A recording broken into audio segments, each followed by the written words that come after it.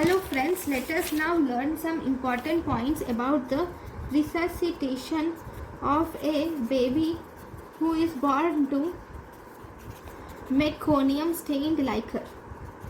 Born through meconium stained liquor. If the baby is born through meconium stained liquor, then number one, you should assess the baby.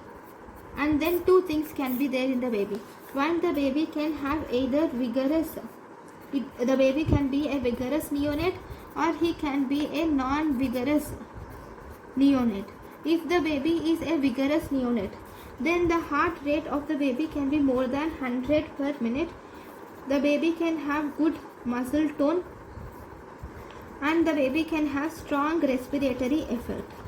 If the baby has strong respiratory effort, good muscle tone and heart rate is more than 100 per minute, we don't need to do anything. But if it is not there, then we call it as non-vigorous neonate. In non-vigorous neonate, we do not stimulate. First and foremost, put the baby under a warmer. And then after putting the baby under a warmer, to do endotracheal intubation should be done, or you should suction the trachea to remove the meconium, because there can be meconium which is present in the airway. So we should do suction to remove the meconium, and after that you can proceed it as per neonatal resuscitation program. But because already you have been suctioning the trachea, here you will do tracheal suction only, and in the past we used to do intrapartum suction of mouth and nose, which was used to be done in the past, is no longer recommended now. Okay, so this is what we do for meconium stained liquor. Then recently it was found that recent recommendations, if you see in the recent recommendations,